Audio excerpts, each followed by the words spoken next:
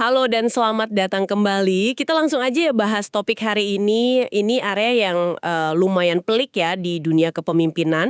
Gimana sih seorang CEO, apalagi yang datang belakangan gitu sebagai pengganti, harus ngelola hubungan sama dua pihak yang super berpengaruh, pendiri perusahaan dan dewan direksi.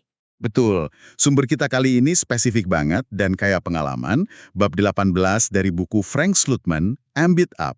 Judul babnya aja udah jelas, khusus untuk CEO, berurusan dengan pendiri dan dewan direksi. Jadi kita benar-benar gali dari perspektif orang yang udah makan asam garam lah di medan perang ini. Iya banget. Jadi tujuan kita ngobrolin ini ya buat kupas tuntas lah strategi sama mungkin jebakan-jebakan dalam dinamika kuasa ini. Kita lihat pengalaman Slutman di data domain, ServiceNow, sama Snowflake. Ini bukan teori manajemen biasa loh ya, tapi pelajaran keras dari lapangan langsung. Relevan banget pastinya buat Anda yang mungkin ada di posisi pemimpin, atau pengen ke sana, atau sekedar penasaran aja sih apa yang terjadi di balik layar perusahaan gede. Tepat sekali. Dan pentingnya bab ini tuh nggak bisa dianggap remeh. Gini, gantiin seorang pendiri itu sering kayak apa ya, masuk ke sepatu yang udah ada bentuknya, udah ada ceritanya sendiri gitu. Pendiri kan punya ikatan emosional kuat, sejarah, kadang statusnya udah kayak legenda di perusahaan. Nah, di sisi lain, ada dewan direksi yang tugasnya ngawasin dan ya jelas minta hasil. Yang menarik di sini, dan ini inti dari pengalaman Slootman, gimana caranya navigasi tekanan ganda ini? Ini bukan soal populer atau nggak populer, tapi soal mimpin efektif biar sukses. Oke, mari kita mulai dari tantangan spesifiknya dulu, gantiin pendiri. Slutman kan punya cerita unik nih dari beberapa tempat. Di data domain contohnya, dia ambil alih dari Dr. Kylie, seorang akademisi yang emang harus balik ngajar. Perusahaannya masih awal banget, belum ada jualan, tapi udah ada semacam nostalgia gitu ya. Bener, ada romantisme masa awal, garasi, ide brilian, gitu-gitulah. Tantangan buat Slootman itu bukan cuma bangun bisnis dari nol, tapi juga ngelola ekspektasi tim awal yang, ya, terikat sama visi pendiri. Dia harus ubah potensi mentah itu jadi mesin bisnis yang beneran jalan, yang ngasilin duit. Itu kan beda ya sama sekedar punya ide bagus. Terus di ServiceNow, nah ini beda lagi ceritanya. Dia masuk gantiin Fred Ludi setelah 7 tahun. Perusahaan udah jalan, udah punya budaya kerja yang khas banget tahu kan? Gaya santai California Selatan, celana pendek, sandal jepit. Ini kan langsung, wah kontras banget sama gaya Slutman yang terkenal gaspol itu. Dan bentrokan budaya ini bukan cuma soal pakai baju apa, tapi nyangkut ritme kerja, ekspektasi, cara ngambil keputusan. Ingat nggak cerita yang lumayan ikonik itu? Waktu Fred Ludi sebagai pendiri dan CTO waktu itu, nyoba mau batalin keputusan Slootman sebagai CEO. Ah iya itu, selalu menarik cerita itu. Slutman kan tegas banget bilang, nggak ada yang bisa batalin keputusan CEO. Kalau Anda nggak setuju, ya silahkan bicara ke dewan, minta saya dipecat. Ini kedengerannya keras ya, tapi mungkin ini bukan soal arogan, tapi soal negasin garis wewenang yang jelas banget dari awal. Sesuatu yang, ya menurut Slutman perlu. Tentu aja, pendekatan kayak gitu ada resikonya. Bisa dianggap terlalu, gimana ya, konfrontatif gitu. Tapi dalam konteks Slootman, dia lihat ini cara buat netapin siapa yang pegang kendali operasional akhir. Nah, di Snowflake, tantangannya lain lagi. Dia gantiin Bob Muglia. Ini CEO bukan pendiri, tapi relatif populer di kalangan karyawan. Perusahaannya tumbuh cepat tapi boros banget. Ada kebiasaan kayak perjalanan ski tahunan mewah buat semua karyawan. Jadi di sini tekanannya bukan cuma dari pendiri asli, tapi juga dari karyawan yang udah nyaman sama gaya sebelumnya. Slutman harus bawa disiplin finansial, fokus operasi yang lebih tajam, tapi, nah itu dia, gimana caranya biar nggak kelihatan kayak penjahat yang rusak semua kesenangan gitu kan? Ini nunjukin lapisannya ya. Gantiin pendiri itu emang bukan cuma soal strategi bisnis. Ini masuk ke apa ya, psikologi organisasi. Pendiri itu sering jadi simbol. Karyawan lama punya loyalitas, memori bareng. CEO baru itu ya orang luar. Pasti ada resistensi alami sama perubahan, apalagi kalau perubahannya dianggap ganggu jiwa perusahaan yang dibangun pendiri. Terus bedanya pendiri yang emang ambisinya jadi CEO jangka panjang sama yang enggak kayak Dr. Kylie itu juga ngaruh banget ke dinamikanya. Masuk akal banget sih, jadi bukan cuma ganti orang di kursi atas ya. Nah, ngadepin serumit ini saran praktis pertama dari Slutman apa? Dia bilang bertindak hati-hati atau tread lightly di awal. Kedengerannya agak aneh ya buat orang yang citranya gaspol. Justru itu yang menarik. Dia sadar, meskipun mungkin banyak masalah yang gatal pengen diberesin cepet, perubahan budaya yang terlalu drastis di awal itu bisa jadi bumerang. Ada tekanan gede buat nunjukin hasil cepat, tapi dia saranin buat nahan diri dulu. Jangan langsung rombak total budaya semalam. Dia juga nekenin buat jangan pernah ngeritik pendiri terang-terangan, istilahnya dia jangan lempar pendiri ke bawah bus. Maksudnya jangan jadiin pendiri kambing hitam buat masalah yang ditemuin gitu ya. Akui aja status kita sebagai penerus, bukan pencipta. Betul, strategi komunikasinya itu ngebentuk peran kita sebagai orang yang bantu wujudin potensi penuh dari visi asli si pendiri. Ini soal bangun jembatan, bukan tembok. Kita di sana buat bawa perusahaan ke level berikutnya, ngelanjutin warisan baik yang udah ada. Tapi kenapa pendekatan hati-hati ini penting banget di awal? Bukannya CEO baru seringnya diharapkan bikin gebrakan langsung? Ini soal bangun modal kepercayaan sama legitimasi. Kita bisa aja punya mandat formal dari dewan, tapi kita butuh izin informal dari organisasi buat benar-benar bisa mimpin.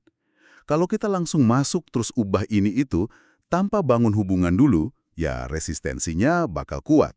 Karyawan bakal nahan, pendiri kalau masih terlibat mungkin ngerasa terancam atau nggak dihargai. Nah, ini muncul pertanyaan penting, dan ini seninya mimpin. Gimana caranya nyimbangin urgensi buat benerin masalah sama kebutuhan dasar buat bangun trust dan hubungan kerja yang solid? Nggak ada formula pasti sih, tapi sadar akan dilema ini aja udah penting banget. Oke, jadi ada fase awal yang perlu hati-hati soal budaya dan hubungan, tapi Slutman juga jelas banget kalau ini bukan tujuan akhir. Jangka panjangnya apa yang paling penting menurut dia? Simple aja, suksesnya perusahaan. Kinerja ngalahin segalanya. Dia cerita pengalamannya sendiri kok, di mana pendiri mungkin awalnya nggak suka sama gaya atau keputusannya, bahkan mungkin ngadu ke dewan direksi. Dan nasihatnya, jangan goyah cuma karena nggak disukain secara pribadi gitu. Tepat. Misinya itu menang, bawa perusahaan capai tujuan. Bukan buat menang kontes popularitas internal. Fokusnya harus ke hasil, ke matrik yang objektif. Dia percaya ujung-ujungnya nanti, kemenangan itu sendiri yang bakal ngasilin respect dan popularitas yang sebenarnya. Ada kutipan menarik tuh dari Dan Warmenhoven, mantan CEO NetApp, yang dia kutip, CEO hebat itu perlu punya ego yang sehat, tapi harus dikelola baik-baik, biar nggak jadi penghalang efektivitas. Intinya, ego itu buat dorong kinerja, bukan buat sekedar pengen disukain. Dan seiring waktu, dinamika sana pendiri ini biasanya bakal mereda kok. Karyawan baru masuk, mereka kan nggak punya beban nostalgia masa lalu. Fokusnya geser ke masa depan. Tapi, Slutman tetap nekenin, pentingnya terus kasih kredit ke pendiri atas fondasi yang udah mereka bangun. Mengakui kalau sukses itu ya kerja bareng-bareng. Butuh satu desa buat besarin anak gitulah kira-kira. Perspektif ini menarik banget ya. Kayak bilang kalau legitimasi jangka panjang CEO pengganti itu datangnya bukan dari seberapa mirip dia sama pendiri, tapi dari hasil yang dia bawa buat perusahaan. Sukses jadi bukti kepemimpinan yang paling kuat. Iya, ini intinya kepemimpinan berbasis hasil atau results-driven leadership. Di lingkungan bisnis yang penuh opini dan ya politik internal, angka sama pencapaian objektif itu sering jadi wasit yang paling adil. Kalau perusahaan performanya luar biasa, kritik-kritik awal soal gaya atau perubahan yang kita lakuin itu cenderung jadi nggak relevan lagi. Oke, pindah dari pendiri, kita bahas hubungan penting lainnya. Dinamika sama dewan direksi. Slotman nyebutnya seni halus. Wah, ini kayaknya ada kompleksitas sendiri ya. Apa sih yang bikin rumit? Ada beberapa faktor. Pertama, peran dewan itu sendiri kadang ambigu. Di satu sisi, mereka bosnya CEO yang ngawasin, ngevaluasi. Di sisi lain, mereka juga diharapkan kasih nasihat, dukungan strategis. Nah, batas antara ngawasin, nasehatin, sama kadang-kadang nyoba ikut campur urusan harian, itu bisa kabur banget. Apalagi mungkin ya kalau anggota dewannya dari kalangan investor, kayak venture capital gitu, yang ngerasa punya kepentingan finansial langsung dan pengen mastiin investasinya aman dan tumbuh, mereka mungkin ngerasa, lebih berhak buat terlibat lebih dalam. Tepat, ada ungkapan yang dikutip Slutman, ini kan uang saya. Nah, itu sering jadi latar belakang keinginan dewan buat lebih terlibat. Jadi, CEO harus pintar bangun hubungan yang konstruktif, tapi di saat yang sama, penting banget buat netapin dan jaga batasan yang jelas antara peran dewan sama peran manajemen eksekutif. Kalau kita tarik ke level lebih tinggi, ini kan sebenarnya isu dasar di tata kelola perusahaan ya, corporate governance. Ada hubungan akuntabilitas dari CEO ke dewan, tapi Slutman nekanin kalau CEO juga harus mimpin dewan. Ini kedengarannya kayak paradoks. Gimana caranya mimpin orang-orang yang secara teknis atasan kita? Nah, itu dia intinya. Dan Slutman keras banget ngingetin soal satu hal yang nggak boleh dilakuin CEO dalam hubungan ini, yaitu jadi terlalu tunduk atau subservient. Wah, ini poin krusial nih. Kenapa sikap tunduk ini bahaya menurut Slutman? Dia lihatnya kayak jebakan. Apalagi buat CEO baru yang mungkin ngerasa perlu buktiin diri atau nyenengin dewan di awal. Kalau CEO terlalu pasif, ragu-ragu buat negasin pandangan atau arah strategisnya, nah kekosongan kepemimpinan itu bakal diisi. Anggota dewan yang kuat atau dominan bakal cenderung ambil alih kendali, entah secara terang-terangan atau enggak. Ingat pepatah Latin itu? Natura abhorret vacuum, alam nggak suka kekosongan. Dia juga ingetin biar CEO nggak biarin dirinya ada di masa percobaan terus-terusan sama dewan.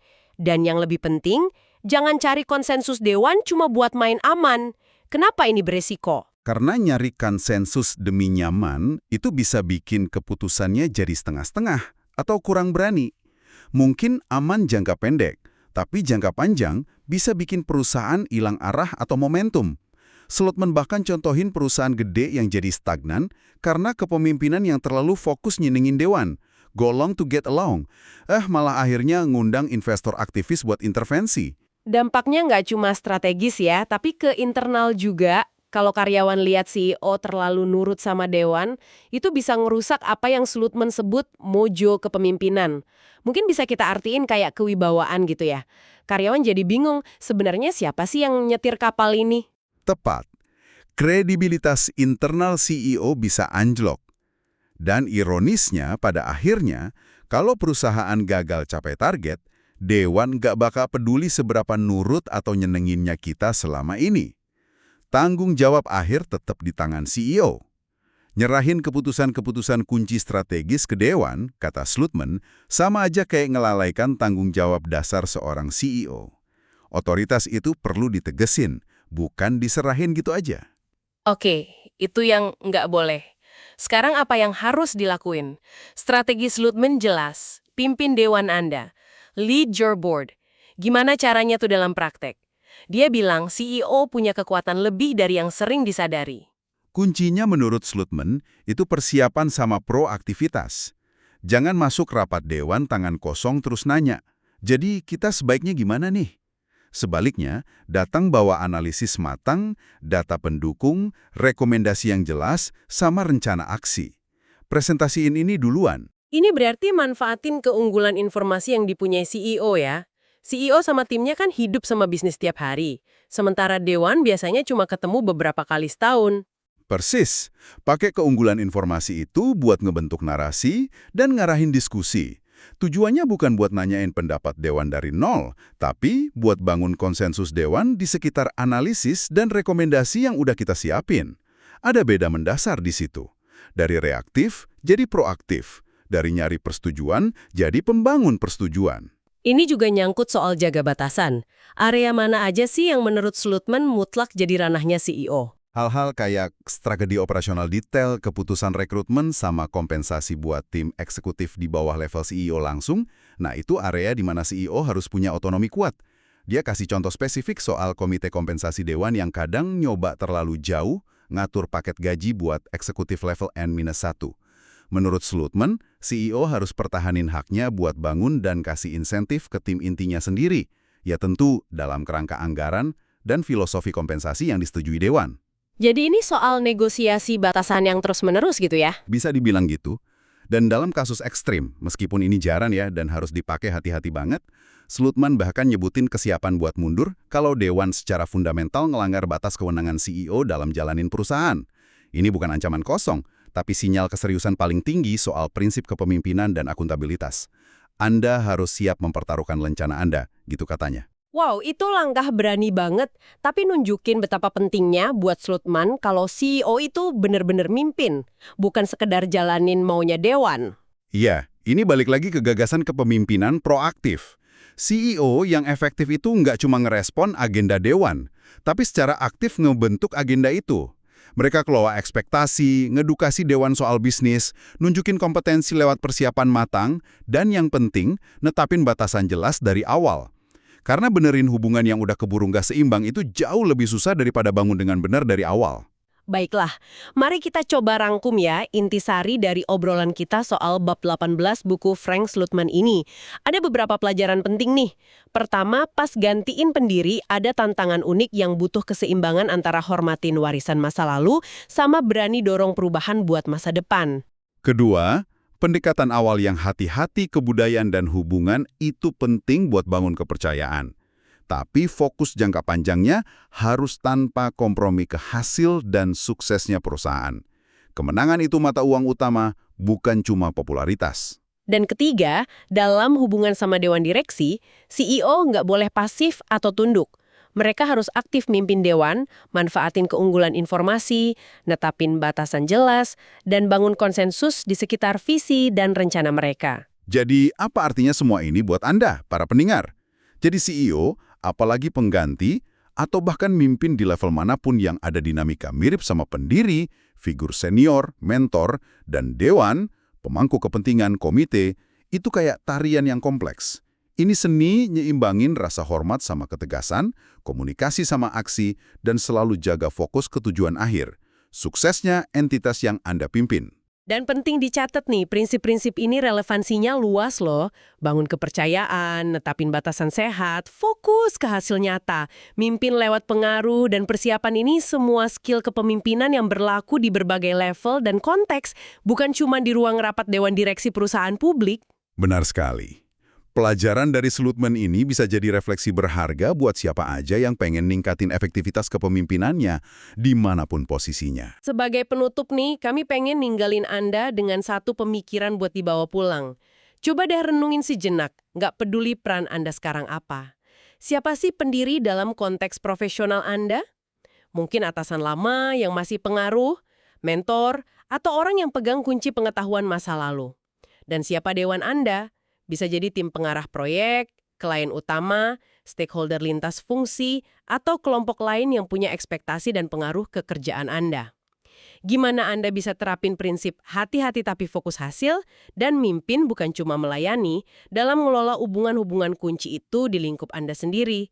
Gimana cara nyimbangin hormat ke yang udah ada sama kebutuhan buat mimpin ke masa depan? Pertanyaan bagus tuh buat direnungkan lebih dalam. Gimana prinsip-prinsip tingkat tinggi ini bisa diterjemahin jadi tindakan nyata di keseharian Anda? Terima kasih sudah menyimak obrolan mendalam kita kali ini, Mutas Bab 18 dari Amp It Up karya Frank Slootman. Sampai jumpa di kesempatan berikutnya.